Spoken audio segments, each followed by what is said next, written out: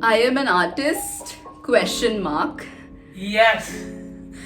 I guess I am. I am an artist. But how my love for art started is very interesting. It started very, very young because my mom is an artist.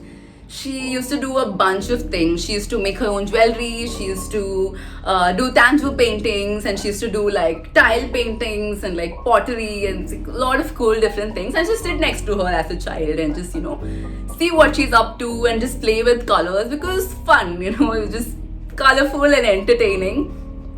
But I sort of carried that whole aspect of myself into school, and I won a couple of like city level competitions and stuff like that in school, and really didn't think too much about it because I was in second grade. I was like, okay.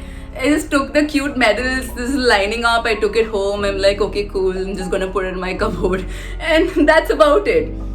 And in school, I was that kid who who did everyone's chart paper work. All biology diagrams was done by me because I was a designated illustrator because everyone knew I was good at sketching and everyone would just give me their work to do. And I did it because I enjoyed it. I really didn't mind it.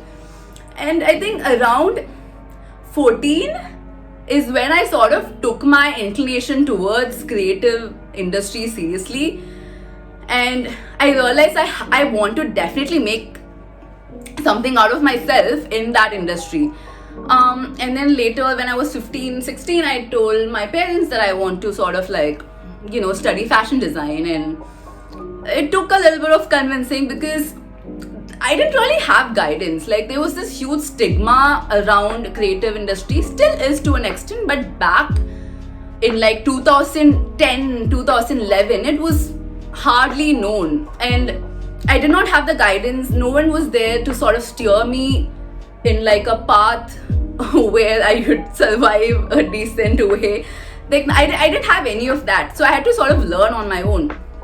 And finally from going to fashion school to working odd fashion jobs and then freelancing as a photographer and then finally landing up in art direction, it's been quite the journey. And more downs than ups for sure. But like it's not easy. Like I'll tell you that. Like even when people graduates come to me for like advice, career advice, apparently, I always tell them that you need to be committed to it. It's definitely not easy. It's a lot of hard work. It takes a lot of time. The money is shit at the beginning. So it takes effort and time, and thankfully my privilege allowed me to give it that time. It allowed me to give my passion that time for it to grow and reach where it is right now.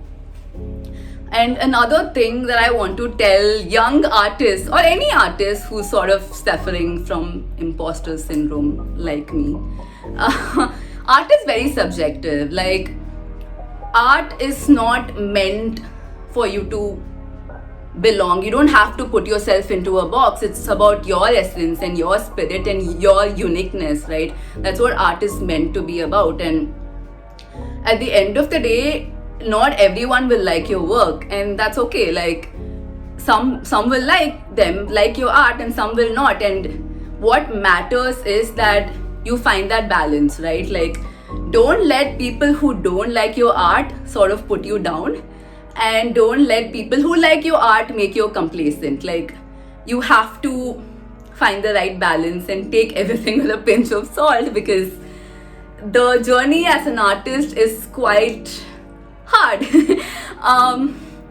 But nothing has impacted me in life as much as art has. Like I feel like artists are still taken for granted. But what is life without art? Like, if you look at it in a larger perspective, everything that we sort of, engage in is related to art in some way. Like every powerful thing that has impacted me in my 26 years of life has been some form of art, whether it be photography or films or music or artworks, or it's been some medium of art. And that's the thing, we have so much power. It's so powerful, and we have that power to tell our stories. And I feel like most of us don't realize that we have that power, and we sort of, everyone leaves us on red and we leave ourselves on red. And I feel like we should stop doing that.